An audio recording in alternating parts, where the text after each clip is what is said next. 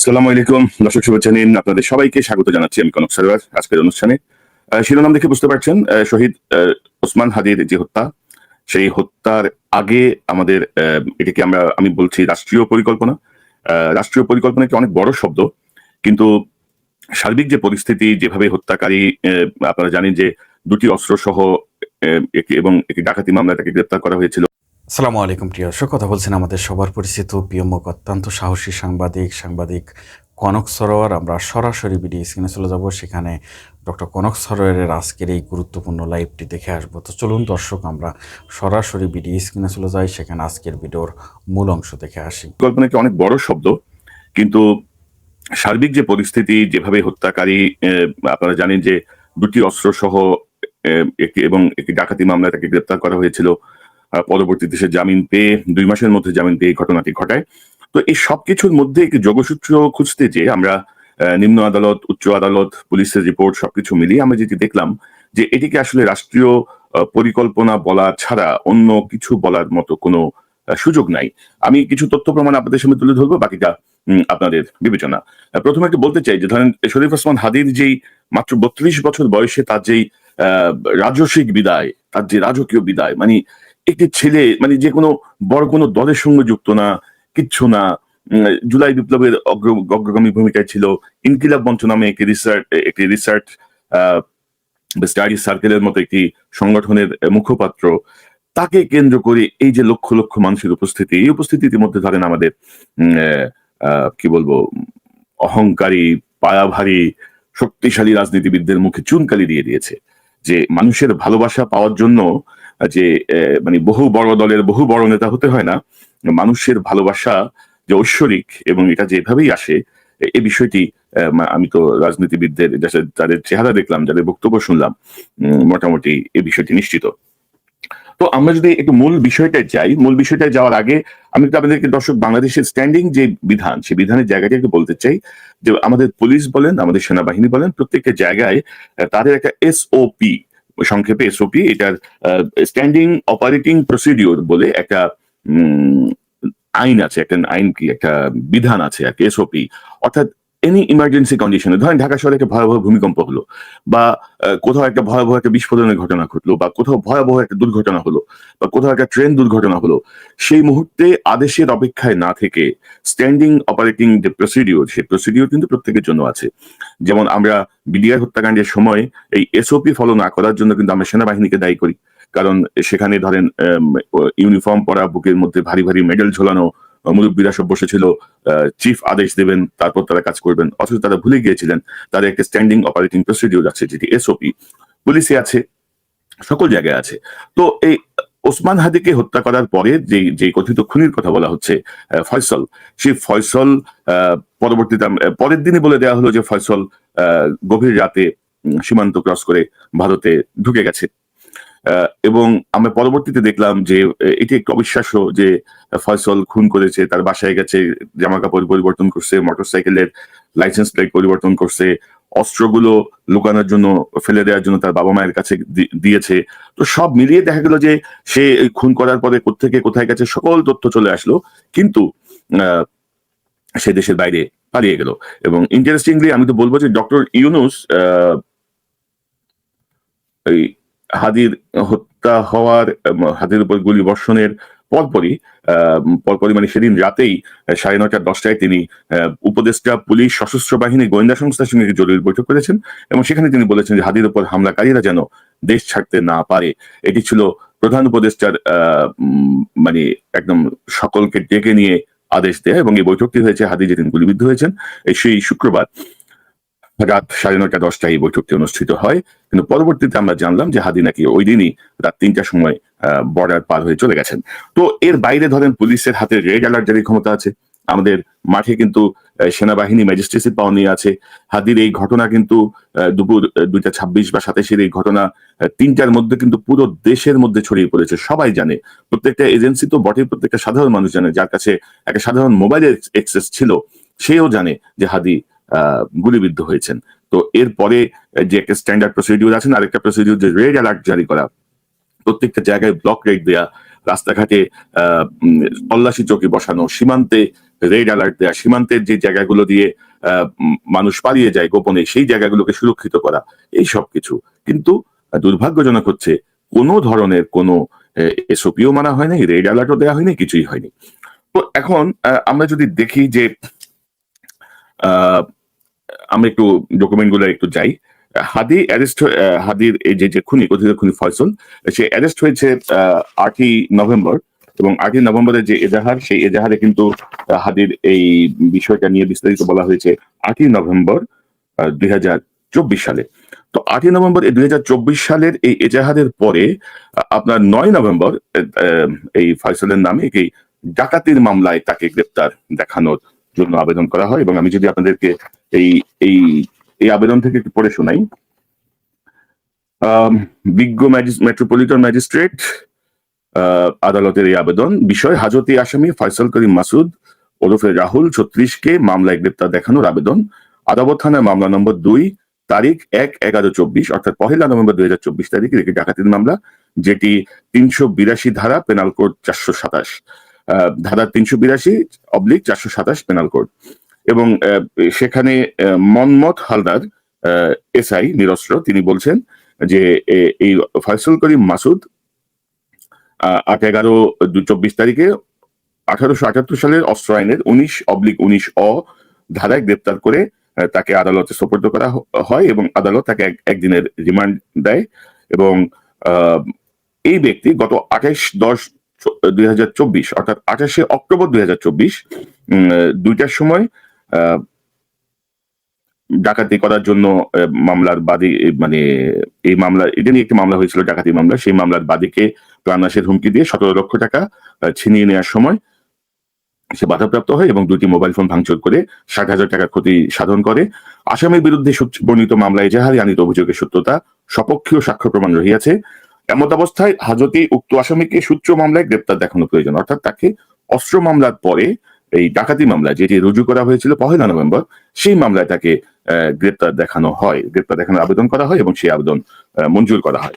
তো এরপরে আমি যদি আপনাদেরকে দেখাই, একদিনের রিমান্ড, আপনি দেখেন 2টি অস্ত্র সহ ধরা পড়লো, তাকে দেওয়া হলো একদিনের রিমান্ড। এবং 2 মাস, অর্থাৎ 9 নভেম্বর থেকে 9 ডিসেম্বর, 9 ডিসেম্বর থেকে 9 জানুয়ারি, 20শে জানুয়ারি সিএমএম এ তার জন্য বেল পিটিশন করা হয় সিএমএম আদালতে। এবং সিএমএম আদালতে যে বেল পিটিশন, সেখানে আমি যদি আপনাদেরকে পড়ে শোনাই, যেটি হচ্ছে ডাকাতি মামলার, এটি হচ্ছে ডাকাতি মামলার জামিন আবেদন।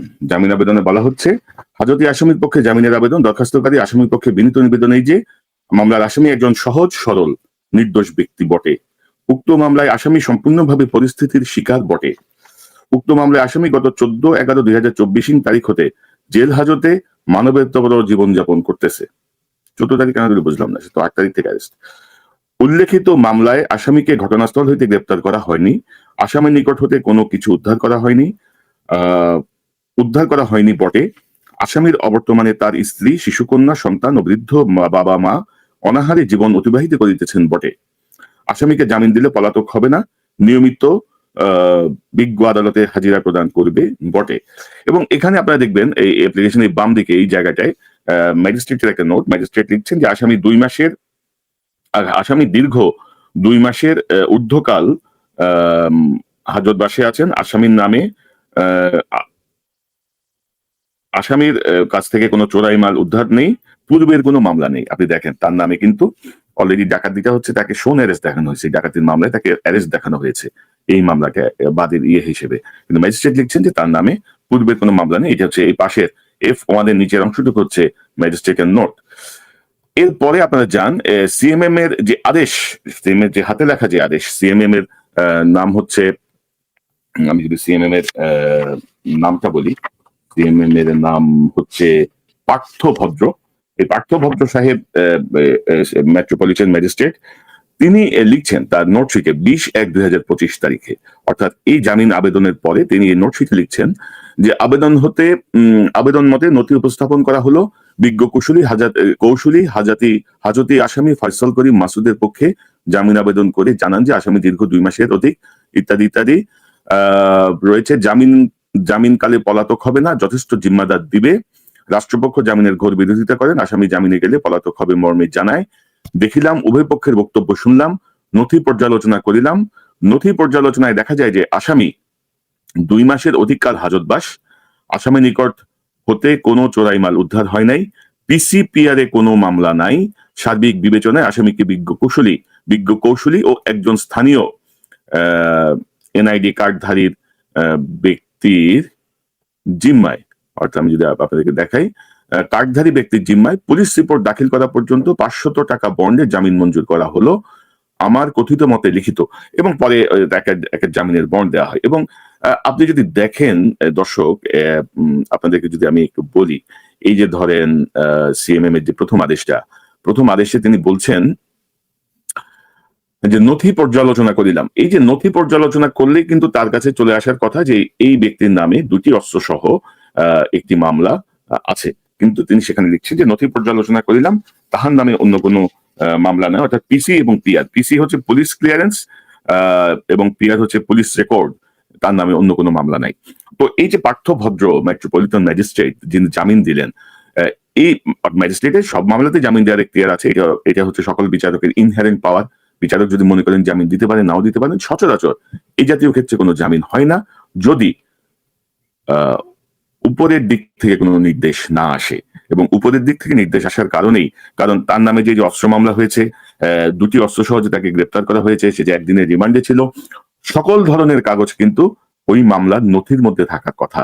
এখন মেট্রোপলিটন ম্যাজিস্ট্রেট যদি নথি পর্যালোচনা করিয়া দেখিয়া যদি কিছুই নাহি পাইয়া থাকেন, তাহলে ইহা উপরের কোনো নির্দেশের কারণে তিনি এগুলা আসলে দেখতে পারেন নাই। এই বিষয়টি আশা করি আপনাদের কাছে স্পষ্ট হবে। এবং এরপরে ধরেন হাইকোর্টের আদেশ, হাইকোর্ট তাকে 6 মাসের অন্তর্বর্তীকালীন জামিন দিয়েছে। ইতিমধ্যে বিষয়টি ব্যাপক আলোচিত, এবং এখানে বিএনপিপন্থী একজন আইনজীবী কায়সার কামাল, 2জন আইনজীবী কায়সার কামাল, তাকে এখানে আসলে অনেকটা অভিযুক্ত করা হচ্ছে যে তিনি কেন এই মামলার আইনজীবী হলেন। এখানে সরকার পক্ষে যারা ডিএজি অর্থাৎ ডেপুটি অ্যাটর্নি জেনারেল, অর্থাৎ সরকারের পক্ষে যারা কথা বলেন, সরকারের পক্ষে যারা এগুলো বিরোধিতা করেন, এর মধ্যে ছিলেন Zulfikar Alam Shimul DAG, Alamgir Hossain AAG assistant attorney general, Shamsil Arifin AAG এবং প্রজাল চাকমা এএজি, অর্থাৎ একজন ডিএজি সহ 3জন এডিশনাল অ্যাটর্নি জেনারেল এই মামলায় সরকার পক্ষে বিরোধিতা করেন। এবং আসামি পক্ষে ছিলেন অ্যাডভোকেট কায়সার কামাল এবং মাহফুজুর রহমান। তো এগুলো নিয়ে আসলে ধরেন নানা ধরনের গুটি চালাচালি হচ্ছে। এখন ধরেন ইন্টারন্যাশনাল যে প্রসিডিওর, সেই প্রসিডিওরে একজন আইনজীবী, একজন চিকিৎসক, একজন সাংবাদিক, অর্থাৎ আমি এর সঙ্গে কথা বলবো না, আমি এই রোগী দেখবো না, আমি আসামির মামলা নিব না, এগুলো আসলে অ্যাভয়েড করা যায় না। এগুলো হচ্ছে যে ধরনের যে শপথ থাকে সেই শপথের অন্তর্ভুক্ত, কিন্তু বৃহত্তর আসপেক্টে আমরা সেটিকে হয়তো গ্রহণ করতে চাই না। কারণ লয়ার যদি জানে যে, এবং আরেকটি উল্লেখযোগ্য বিষয় আপনি যদি দেখেন যে কোথাও সে যে ছাত্রলীগের একটা কেন্দ্রীয় পদধারী নেতা, এই কথা কিন্তু কোথাও উল্লেখ নাই, না অস্ত্র মামলার এজাহারে, না ডাকাতি মামলার এজাহারে, না জামিনের আবেদনে, কোথাও কিন্তু উল্লেখ নাই। এটি অত্যন্ত কৌশলে পুলিশের পক্ষ থেকে এই বিষয়টি কিন্তু গোপন রেখে আবেদন করা হয়েছে। কারণ যদি এই কথা লেখা হয়, আমার মনে হয় যে ম্যাজিস্ট্রেটের কে যত উপরের থেকে বলা হোক, ম্যাজিস্ট্রেট জামিন দেওয়ার আগে একটু চিন্তা অবশ্যই করবেন। তো ম্যাজিস্ট্রেট এখানে এই যে 8 তারিখে যে অস্ত্র মামলা, সেই অস্ত্র মামলায় তাকে জামিন দিয়ে দেন, 6 মাসের অন্তর্বর্তীকালীন জামিন দিয়ে দেন। তো এখন এবং রুল জারি করেন, সরকারের কয়েকজনের উপর একটা রুল জারি করে তারা এই আদেশটি দেন। কিন্তু বিস্ময়কর যে ব্যাপার, সেই বিস্ময়কর ব্যাপারটা হচ্ছে যে সাধারণত 2টি অস্ত্র সহ যারা গ্রেপ্তার হয়, তারা সাধারণত 1-1.5 বছরের আগে কোনো মামলায় ফাইল করে না, জামিনের আবেদন সব জায়গায় প্রত্যাখ্যাত হয়। এবং তারা, আপনি যদি দেখেন যে 8ই নভেম্বর গ্রেপ্তারের পরে প্রথমে তারা কৌশলে ডাকাতি মামলায় জামিনটা নিয়েছে 20 তারিখে, 20শে জানুয়ারি, এবং তার 1 মাস পরে তারা উচ্চ আদালত থেকে অস্ত্র মামলায় জামিন নিয়েছে। তো এরকম রেকর্ড খুবই রেয়ার। আপনারা যারা বাংলাদেশে যারা কোর্ট বিট করেন বা অনুসন্ধানী ক্রাইম বিট করেন, তারা একটু চেক করে দেখতে পারেন যে 2টি অস্ত্র সহ আসামি 2 মাসের মধ্যে জামিন পেয়েছে, এরকম কোনো রেকর্ড আসলে থাকার কথা না। আপনি যদি গত 10 বছরের রেকর্ড দেখেন, সেখানেও দেখবেন হয়তো 1-2টা মামলা এরকম থাকতে পারে। কিন্তু এটি অত্যন্ত বিস্ময়কর। এবং এখানেই হচ্ছে প্রশ্ন যে নিম্ন আদালত জামিন দিয়ে দিল ডাকাতি মামলায়, ম্যাজিস্ট্রেট এখতিয়ার বহির্ভূত ভাবেই বলবো, কারণ সচরাচর এই প্র্যাকটিসটা হয় না, দ্বিতীয়ত হাইকোর্ট তার এই দুটি অস্ত্র সহ বুলেট সহ যে মামলা, সেই মামলা তাকে জামিন দিয়ে দিল। তো এই জায়গাটা হচ্ছে সন্দেহের, এবং এখন পর্যন্ত কিন্তু ধরেন আমরা যেটা দেখছি, এবং উচ্চ আদালতে এই যে ধরেন মামলার যে জামিন হলো, এই মামলা কিন্তু একজন তদবির কারক থাকেন, নাম ঠিকানা সহ, যিনি মামলার তদবির করেন, মানে এইভাবেই শব্দটা লেখা থাকে আসলে, যে মানে মামলা পরিচালনা করেন আর কি। তাকে ধরা হয় নাই, বিচারককে জিজ্ঞাসাবাদ করা হয় নাই, আইনজীবীদের জিজ্ঞাসাবাদ করা হয় নাই, নিম্ন আদালতের ম্যাজিস্ট্রেটকে জিজ্ঞাসাবাদ করা হয় নাই, পুলিশের যেই হাবিলদার, পুলিশের যেই এসআই দুটো রিপোর্ট দিল, একটা এজাহার দিল, আরেকটা হচ্ছে তাকে ডাকাতি মামলায় শোন অ্যারেস্ট দেখানোর আবেদন করলো, তাদেরকে জিজ্ঞাসাবাদ করা হয়নি। কেন তারা ছাত্রলীগের এই পরিচয় গোপন রেখেছে, কেন তারা মূল বিষয়টা তুলে ধরে নাই, কেন ম্যাজিস্ট্রেট নথিপত্র পর্যালোচনা করেও বিস্তারিত কোনো অস্ত্র মামলার কোনো খোঁজ পাই নাই, কেন পুলিশ রেকর্ডের তার নামে কোনো রিপোর্ট সেখানে ছিল না, ছিল নাকি ছিল না, তিনি দেখেছেন নাকি দেখেন নাই, তিনি কি আদিষ্ট হয়েছেন, আদেশপ্রাপ্ত হয়েছেন এগুলো না দেখার জন্য, খুব সম্ভবত আদেশপ্রাপ্ত হয়েছেন না দেখার জন্যই। তো এর পরবর্তী যে কাগজটা আমি আপনাকে দেখাবো, এটা হচ্ছে বেল বন্ড। বেল বন্ড মানে হচ্ছে হাইকোর্ট থেকে যখন জামিন আদেশ নিম্ন আদালতে যায়, তখন এই একটা জামিন নামা নিম্ন আদালতকে দিতে হয়, অর্থাৎ হাইকোর্টের জামিন আদেশটা ভ্যালিডেট হয় নিম্ন আদালতে, এবং হাইকোর্টের আদেশেও এই কথাটা লেখা আছে যে furnishing bail bond subject to the satisfaction of the learned chief metropolitan magistrate, অর্থাৎ হাইকোর্ট যে আদেশটা দিয়ে মেট্রোপলিটন ম্যাজিস্ট্রেটকে এটা বেল বন্ডটা রেডি করতে হয়। তো বেল বন্ডটা যদি আমরা দেখি, সেখানে আপনারা দেখবেন যে দুজন জিম্মাদার আছে এখানে। একজন হচ্ছেন, আমি তার ছবিটা একটু দেখাচ্ছি। বেল বন্ড ধরেন 19 তারিখে জামিন হয়েছে, 19 তারিখে 19শে ফেব্রুয়ারি এই জামিনটা হচ্ছে তার ডাকাতি মামলার জামিন, আদালত থানার যে মামলা, সেই মামলার জামিন, সেই মামলার জামিননামা এবং ডাকাতি মামলার জামিননামা, এবং হাইকোর্টের এই আদেশের পরবর্তীতে জামিননামা দিয়ে তাকে অনেকটা গোপনে, অত্যন্ত দ্রুততার সাথে গোপনে বের করে দেওয়া হয়। এবং এই জামিননামায় আমরা যেটা দেখছি যে এই ভদ্রলোক আইনজীবী, এই ভদ্রলোক তার জামিনে আছেন, জিম্মাদার আহমেদ আলী, এবং আরেকজন জিম্মাদার আছেন তার, এখানে তার নাম হচ্ছে, আমি যদি দেখাই, যে মোহাম্মদ পারভেজ সর্দার, পিতা আবু কালাম, সালাম সর্দার রোড, থানা কামরাঙ্গীরচর, ঢাকা। তো এদের কাউকে কি পর্যন্ত জিজ্ঞাসাবাদ করা হয়েছে? আমি তো এরপর এই জাতীয় কোনো তথ্য এখন পর্যন্ত পাইনি। এবং আপনি যদি দেখেন আমাদের আইন উপদেষ্টা, যার দিকে আসলে সন্দেহের দিকটা অনেক বেশি, এবং তাকে নিয়ে অনেক কথা বলা হচ্ছে, আসলে আসিফ নজরুল ব্যাপারে আমার ব্যক্তিগত কোনো ক্ষোভ নাই, কিন্তু আইন উপদেষ্টা যখন আইন বহির্ভূত কাজ করেন, আইন উপদেষ্টা যখন দেশের স্বার্থ বাদ দিয়ে অন্য দেশের স্বার্থে তার কিছু কাজের বিষয়টি সামনে চলে আসে, তখন তাকে ক্ষমা করার কোনো সুযোগ নাই, তাকে ছাড় দেওয়ার কোনো সুযোগ নাই। এবং আসিফ নজরুল আবার 14ই ডিসেম্বর এক স্ট্যাটাস দিয়েছেন তার ফেসবুকে, আমি যদি আপনাদের একটু পড়ে শোনাই। ওসমান হাদির উপর গুলিবর্ষণের অভিযোগ যার বিরুদ্ধে সেই ফয়সল করিম মাসুদকে র্যাব গ্রেপ্তার করেছিল গত বছর, এরপর জামিন হয়েছে হাইকোর্ট থেকে। হাইকোর্ট বিচারিক কাজে স্বাধীন একটি প্রতিষ্ঠান, হাইকোর্টের উপরে আইন মন্ত্রণালয়ের কোনো নিয়ন্ত্রণ পৃথিবীর কোনো দেশে থাকে না, বাংলাদেশেও নেই। সেখানে মাসুদের জামিন হওয়ার সাথে সাথে আইন মন্ত্রণালয়ের কোনো সম্পর্ক ছিল না। ফয়সল করিম মাসুদ গত বছর জামিন পেয়েছিল অস্ত্র মামলায়। হাইকোর্টে অস্ত্র মামলায় জামিন সহজে হওয়ার কথা নয়, এটি তখনই হতে পারে যখন প্রভাবশালী আইনজীবীরা এসব মামলায় জামিন দেওয়ার পক্ষে অবস্থান নেন। এই আইনজীবীরা অধিকাংশই বড় বড় রাজনৈতিক দলগুলোর নেতা। অভিযোগ রয়েছে তাদের প্রভাবে এসব জামিন হওয়া সহজতর হয়। হাইকোর্ট ঐতিহাসিকভাবে জামিনের বিষয়ে উদার থাকেন, তবে কখনো কখনো এই উদারতায় বিচারিক বিবেচনা কতটা হয়েছিল তা আমি কয়েক মাস আগে প্রশ্ন তুলেছিলাম। এই জন্য এক শ্রেণীর আইনজীবীদের পক্ষ থেকে আমার পদত্যাগ পর্যন্ত দাবি করা হয়েছিল। আশ্চর্য বিষয় হচ্ছে, কেউ কেউ এসব মামলায় জামিনের জন্য উল্টো আমাকে বা আইন মন্ত্রণালয়কে দায়ী করে প্রকৃত সত্যকে আড়াল করে রাখে। এসব প্রশ্নবিদ্ধ জামিনের সাথে আসলেই যারা জড়িত তাদের জবাবদিহিতার বাইরে থেকে যান, নির্বিঘ্নে তাদের কাজ চালিয়ে যান। হাদির উপর আক্রমণকারীর জামিন হওয়ার পেছনে তাই এসব অবিবেচকদেরও দায় রয়েছে।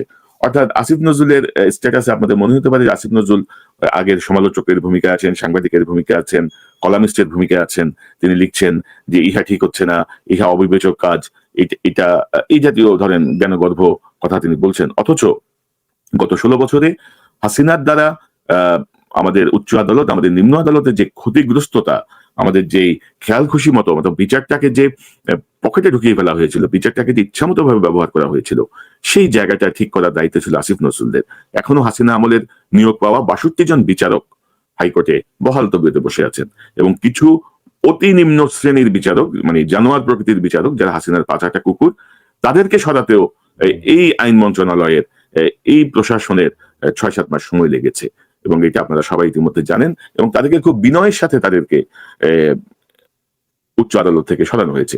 আমি আপনাদেরকে আরেকটা সংবাদ দেখাতে চাই। এই যে আসিফ নজরুল ধরনের এত বড় বড় কথা বলছে, আমি যদি আপনাদেরকে একটু দেখাই, যে এটি হচ্ছে সংবাদপত্রের বিপুল সংখ্যক জামিন দেওয়ার হাইকোর্টের ৩ বিচারপতির কাছে ব্যাখ্যা তলব। এটি হচ্ছে ২৮ অক্টোবর ২০২৫, এবং এখানে বলা হচ্ছে প্রধান বিচারপতি সৈয়দ রেফাত আহমেদ হাইকোর্টের ৩ বিচারপতির নামে কারণ দর্শানোর নোটিশ জারি করেছেন। এই ৩ বিচারপতি হলেন বিচারপতি মোস্তফা জামান ইসলাম, বিচারপতি আবু তাহের মোহাম্মদ সাইফুর রহমান, বিচারপতি মোহাম্মদ জাকির হোসেন। নোটিশে বলা হয়, নোটিশে তাদের ৩ দিনের মধ্যে স্বল্প সময়ে বিপুল সংখ্যক জামিন আদেশ জারি করার কারণ ব্যাখ্যা করতে বলা হয়েছে। এবং এখানে দেখা যায় যে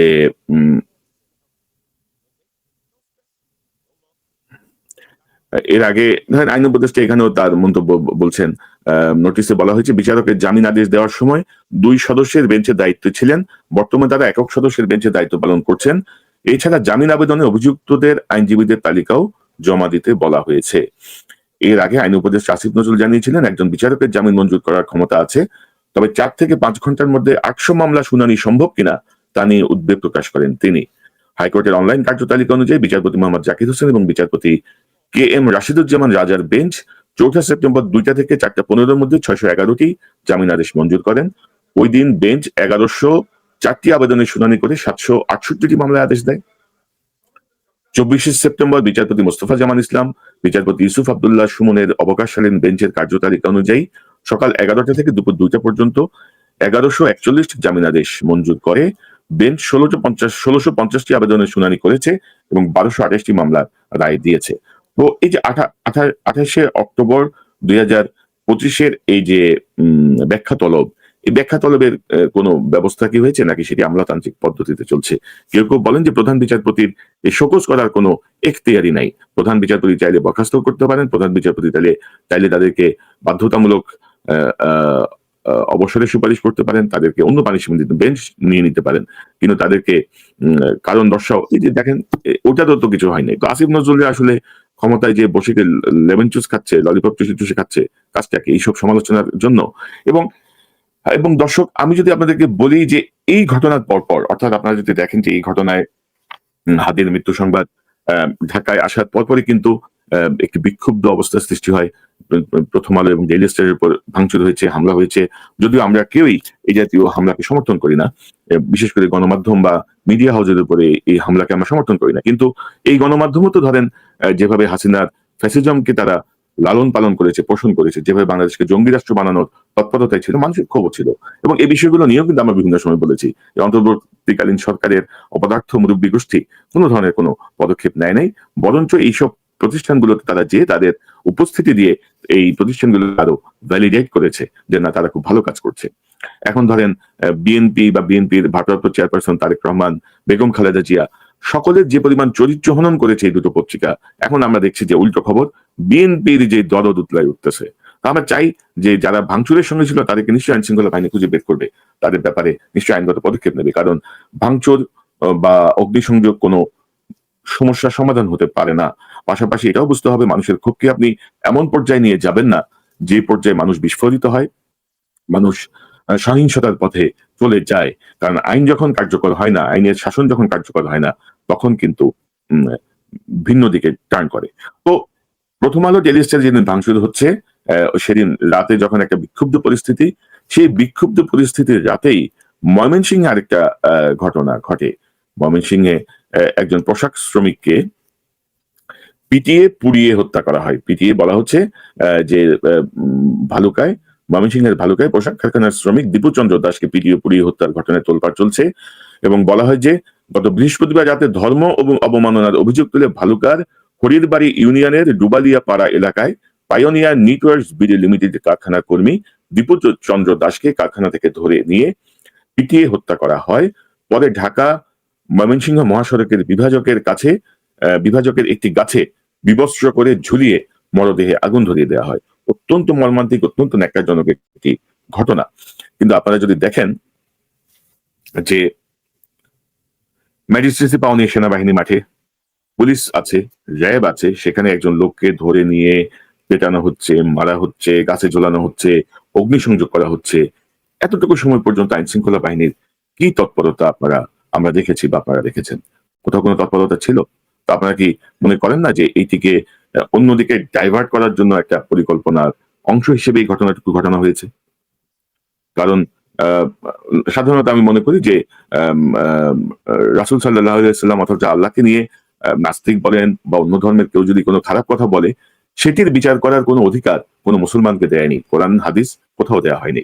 বরঞ্চ আমাদের যেই যে মাঝহাব গুলো আছে, হানাফি মাঝহাব, শাফি মাঝহাব, হাম্বলি মাঝহাব, এই মাঝহাবগুলো বা যারা কোরআন হাদিসে যারা আহ, পণ্ডিত, তাদের বক্তব্য হচ্ছে এই ব্যাপারে রাষ্ট্রীয় আইনে রাষ্ট্র তার বিচার করবে, রাষ্ট্র তার বিরুদ্ধে ব্যবস্থা নেবে। এবং আমাদের দেশে ব্লাসফেমি আইন না থাকলেও আমাদের যে সিআরপিসি আছে, সেই সিআরপিসিতে কিন্তু এই জাতীয় অপরাধের বা এই জাতীয় অবমাননার বিচারের ব্যবস্থা আছে। তো সেখানে উস্কানো হয়েছে একটি গ্রুপ, সেখানে উস্কিয়েছে, এবং বাংলাদেশ যে একটা ধর্মীয় উগ্রবাদের দিকে যাচ্ছে এই বিষয়টিকে প্রমাণ করার জন্য একটি মহল বিশেষভাবে সচেষ্ট। আবার দেখেন এই দীপু দাসের এই হামলার ঘটনা নিয়ে ভারতে আমাদের যে কনসুলেট, সেই কনসুলেটে কিন্তু হামলা হয়েছে, এবং আমাদের যিনি রাষ্ট্রদূত আছেন সেই রাষ্ট্রদূতকে হত্যার হুমকি দেওয়া হয়েছে। আমাদের পররাষ্ট্র উপদেষ্টা ইন্টারিম তিনি বলছেন যে বিক্ষোভকারীরা ভেতরে এলো কিভাবে, দিল্লিকে প্রশ্ন ঢাকার। এবং দিল্লিতে বাংলাদেশ হাই কমিশনে হামলার চেষ্টা নিয়ে ভারতের প্রেস নোট পুরোপুরি প্রত্যাখ্যান করেছে ঢাকা। রোববার পররাষ্ট্র উপদেষ্টা মোহাম্মদ তৌহিদ হোসেনের কথা বলেন। পররাষ্ট্র উপদেষ্টা বলেন, দিল্লিতে কূটনৈতিক এলাকার এত ভেতরে বিক্ষোভকারীরা কিভাবে এলো সেটাই আমার প্রশ্ন। প্রয়োজনে ভারতের মিশন ছোট করার কথাও তিনি জানান। এর আগে দিল্লিতে বাংলাদেশ হাই কমিশনের প্রেস মিনিস্টার মোহাম্মদ ফয়সাল মাহমুদকে উদ্ধৃত করে বিভিন্ন সংবাদ মাধ্যমের খবরে বলা হয়, শনিবার রাত 8:30 থেকে 9:45 নাগাদ 3টি গাড়িতে করে কিছু লোক এসে বাংলাদেশ ভবনের গেটে দাঁড়িয়ে কিছুক্ষণ চিৎকার করে। তিনি সাংবাদিকদের বলেন, বাংলা ও হিন্দি মিলিয়ে কিছু কথাবার্তা বলেছে, হিন্দুদের নিরাপত্তা দিতে হবে, হাই কমিশনারকে ধরো।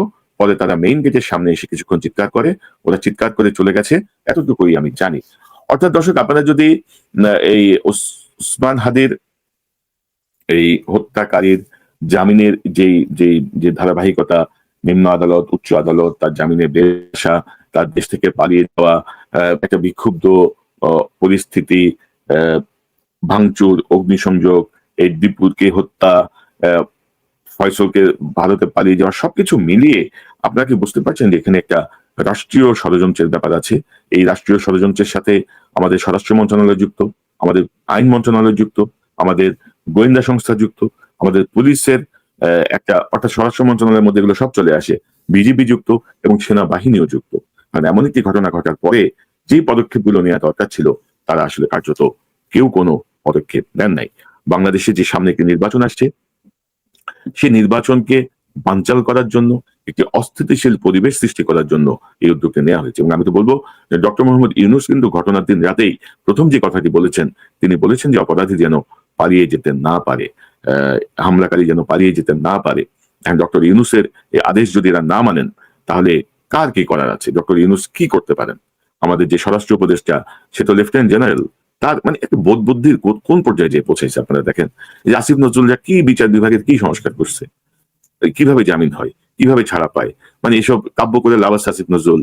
যে আপনি বসে বসে কলাম লিখবেন, এখন আইন মন্ত্রণালয়ের দায়িত্ব নিয়ে বসে বসে কলাম লিখবেন, প্রবাসী মন্ত্রণালয়ের দায়িত্ব নিয়ে বলবেন যে দালালরা প্রবাসীদের খুব সর্বনাশ করে দিচ্ছে। তো আপনি কি শিখতেছেন বসে বসে?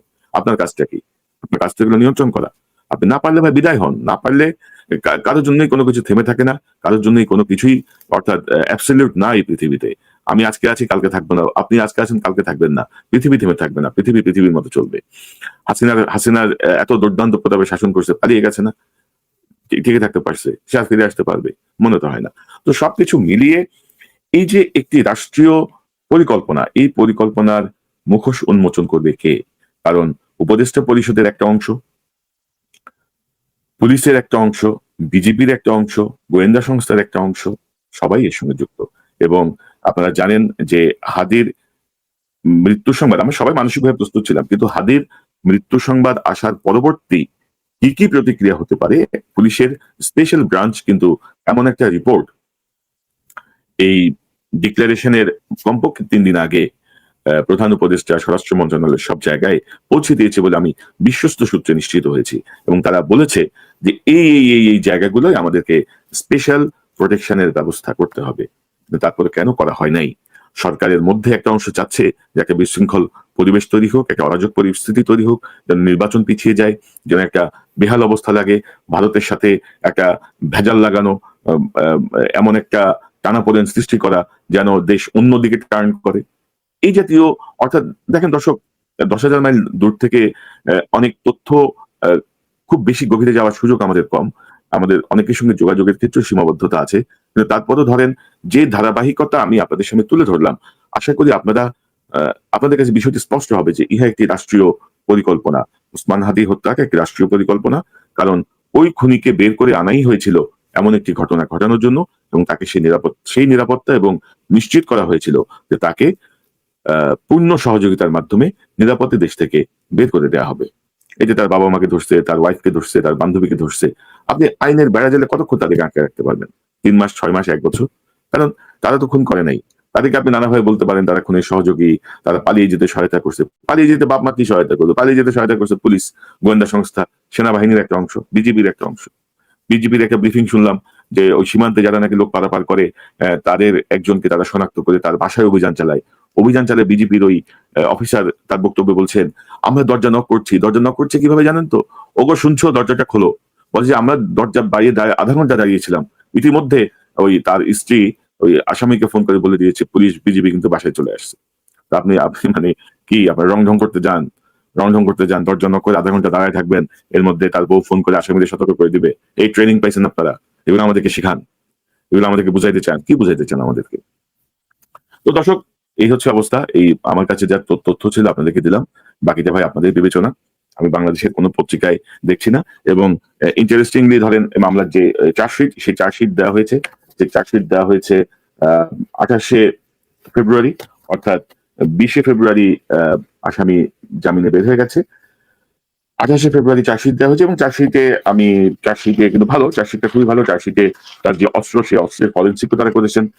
সে এবং ভেরি আনফর্চুনেটলি আপনি দেখেন যে নভেম্বর থেকে ফেব্রুয়ারি, এই 2 মাসের মধ্যে মামলার আয়ুও কিন্তু পরিবর্তন হয়ে গেছে। মামলার আয়ু পরিবর্তন না হলে হয়তো চার্জশিট আমরা আরো আগেও পেতে পারতাম। তো মামলার আয়ু এই 2 মাসের মধ্যে কেন পরিবর্তন হবে? এরকম একটা, 2টি অস্ত্র সহ যে আসামি ধরা পড়লো, সেই মামলার আয়ু পরিবর্তন হয়ে গেছে। আয়ু পরিবর্তন হলে নতুন আইন দায়িত্ব নিয়ে আবার কিন্তু প্রথম থেকে শুরু করতে হয়। ঘটনাস্থল পরিদর্শন থেকে শুরু করে সকল কিছু মিলিয়ে প্রচুর সময় চলে যায়। তারপরেও আমি দেখছি যে এই যে চার্জশিট, সেই চার্জশিটে কিন্তু সেই অস্ত্রের ফরেনসিকও করা হয়েছে, এবং মোটামুটি ভাবে এটি নিশ্চিত যে এটি ফাসিল করিম মাসুদের ব্যবহৃত অস্ত্র, এবং সে সন্ত্রাসী। তো দর্শক, বিবেচনা আপনাদের। আমার আর কিছু বলার নেই। আমার কাছে যে তথ্যগুলো ছিল আপনাদের সামনে তুলে ধরলাম। সুশীলদের অনেক কথা শুনতে পারেন। সুশীল জাহিদ এখন সরকারে বসে আছে। বিপ্লবের সঙ্গে সম্পর্কহীন কিছু ধান্দাবাজ গ্রুপ সরকারে বসে আছে, এবং তার মধ্যে আসিফ নজরুল, রেজওয়ানা, স্বরাষ্ট্র উপদেষ্টা সহ একটা গং, মানে কি বলবো রে ভাই, ভয়ঙ্কর অবস্থা করে ফেলতেছে। তারপরে দেখেন এই যে এই যে ওসমান হাদি হত্যাকাণ্ডের সঙ্গে আরেকটা অ্যাঙ্গেল হচ্ছে, এই যে বিডিআর যে রিপোর্ট সাবমিট করা হয়েছে, সেই রিপোর্ট নিয়ে প্রত্যেকটা টেলিভিশন, প্রত্যেকটা পত্রিকা, প্রত্যেকটা অনলাইন মাধ্যম সোচ্চার ছিল, নানা বিশ্লেষণ হচ্ছিল, নানা কাজ হচ্ছিল। ওসমান হাদির এই হত্যায় কিন্তু সেটি সাবসাইড হয়ে গেছে, সেটি আড়ালে চলে গেছে। এবং এই বিডিআর হত্যার যে রিপোর্ট, সেই রিপোর্টের অন্যতম অভিযুক্ত বর্তমান আইজিপি, অন্যতম অভিযুক্ত বর্তমান স্বরাষ্ট্র উপদেষ্টা। আপনি কার কাছে বিচার চাইবেন? অপরাধীর কাছে বিচার চাইবেন? অপরাধী পরিস্থিতি শান্ত করবে? এই প্রথম আলো ডেইলি স্টারের ঘটনা, ভালুকায় এই যে হিন্দু ধর্মের যে দীপু, তাকে যে পুড়িয়ে হত্যার যে হত্যা করা, এগুলোর পিছনে কি আপনি মনে করেন না যে পুলিশের কোন সংযোগ আছে, স্বরাষ্ট্র মন্ত্রণালয়ের গোয়েন্দা সংস্থার সংযোগ আছে? তারা একটা অরাজক পরিস্থিতি সৃষ্টি করতে চাচ্ছে নিজেদেরকে রক্ষা করতে। আর খোদা বক্সের কথা কি বলবো? খোদা বক্স বোনায় ডক্টর ইউনূসের তাবিজ করছে, তাবিজ করে কালো জাদু করছে তারে। খোদা বক্সে নিয়ে এত কথা বলা হচ্ছে, খোদা বক্সে তো ছাড়বে না ইউনূস। খোদা বক্সের পিএস হচ্ছে আবার বর্তমান আইজিপির মেয়ে। মানে একটা অদ্ভুত রকমের মানে পারিবারিক পরস্পর পিঠ চুলকানি পরিষদ তৈরি হয়েছে। এক গ্রুপ এনজিও, এক গ্রুপ চিটাগাং, এক গ্রুপ ওনার খাতিদের, এক গ্রুপ ওনার চাচা, এক গ্রুপ ওনার বেয়াই, এক গ্রুপ ওনার তালই, সবাই নিয়ে উনি এক ঠাট্টা মশকরার শাসন চালু করছেন বিপ্লবী সরকারের নামে। বিপ্লবী সরকারের নামে মানে বিপ্লবী সরকার যেখানে হওয়ার কথা, একটা বিপ্লব পরবর্তী সরকার, এতটা ঠাট্টা মশকরা দিয়ে হয়? হয় না। দর্শক, এই প্রত্যেকটা বিষয় বিভিন্ন সময় বিভিন্ন ভাবে আমি অন্তত আমার চ্যানেল থেকে অত্যন্ত পজিটিভলি তুলে ধরার চেষ্টা করেছি। আপনারা যদি বুঝলেন ভালো, ওই যে বুঝলে বুঝপাতা, না বুঝলে তেজপাতা, কিছু করার নেই। ঘটনা আরো ঘটতে থাকবে। আপনারা যদি এইসব অপরাধীদের চিহ্নিত করতে না পারেন, তাহলে আপনারাই বিপদগ্রস্ত হবেন, আমাদের কারোরই কিছু করা থাকবে না। আমরা শুধু দর্শকের মতো বসে থাকবো, আমরা শুধু আহ হাপিত্যেশি করবো। একটা ঘটনা ঘটবে, একটা বিষয় সামনে আসবে, আমরা শুধু হাপিত্যেশ করবো।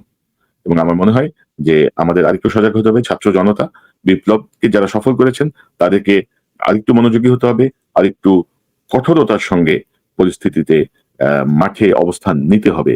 কারণ আসসালামু আলাইকুম প্রিয় দর্শক, দেশ কিংবা দেশের বাইরে যে যেখান থেকে বসে ভিডিওটি দেখছেন সবাইকে অনেক অনেক ধন্যবাদ এবং ভালোবাসা জানাচ্ছি। প্রিয় দর্শক, কথা বললেন সবার পরিচিত প্রিয় মুখ, অত্যন্ত সাহসী সাংবাদিক, জ্ঞানী সাংবাদিক ডক্টর কনক সরোয়ার। তার কথাগুলো আমরা শুনে আসলাম। বাংলাদেশের বর্তমান পরিস্থিতি নিয়ে কথা বললেন, বর্তমান বিষয় নিয়ে কথা বললেন, সেনাপ্রধান ওয়াকারুজ্জামানকে নিয়ে কথা বললেন, রাষ্ট্রপতি শাহাবুদ্দিন চুপ্পু সহ বর্তমান যে বাংলাদেশের একটি অরাজকতা চলছে, প্রধান উপদেষ্টা যাদেরকে উপদেষ্টা মণ্ডলীতে বসিয়েছে তাদেরকে নিয়ে যে আশা আকাঙ্ক্ষা ছিল এবং ডক্টর মোহাম্মদ ইউনূস দেশে আইন প্রতিষ্ঠা করবে এরকম আশা যাদের মনে ছিল, তারা আসলে আশাটার রাখতে পারলো না। কারণ দেশে আইন শৃঙ্খলা পরিস্থিতি নেই। আমরা সারা বাংলাদেশে অরাজকতা দেখছি, কাকে মারছে কাকে ধরছে কোনো তোয়াক্কা নেই কারোর।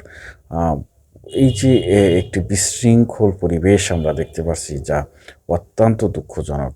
ডক্টর ইউনূস যাদেরকে বসিয়েছে তারা কি করছে না করছে, অনেক উপদেষ্টা রয়েছেন, বিশ্বাস করুন যে হাতে গোনা দুই একজন উপদেষ্টাকে আমরা চিনি, যেমন আইন উপদেষ্টা, ধর্ম উপদেষ্টা, এরপরে আসিফ উপদেষ্টা ছিল, তাদেরকে চিনতাম, মাহফুজ ছিল, তাকে চিনতাম, আরও বেশ কয়েকজনকে। বেশিরভাগগুলোকেই জনগণ চেনে না, জানে না তারা কোথা থেকে উঠে এসেছে, কী করছে। যে স্বরাষ্ট্র উপদেষ্টা, তাকেও চেনা যায়, তাকে দেখা যায় সোশ্যাল মিডিয়াতে, তাকেও চেনা যায়, দেখা যায়। এই যে যারা আসলে এখনও তারা খুব একটা মিডিয়ার সামনে আসে না, তারা কি করছে দেশের জন্য? জবাবদিহিতা নেই। দেশের মানুষ ক্ষমতা দিয়েছে, চেয়ারে বসে নিজের ভাগ্য পরিবর্তন ছাড়া আর তাদের দেশের ভাগ্য পরিবর্তনে তাদের কতটুকু কাজ হয়েছে, এই বিষয়গুলো আমরা আসলে বলতে পারছি না।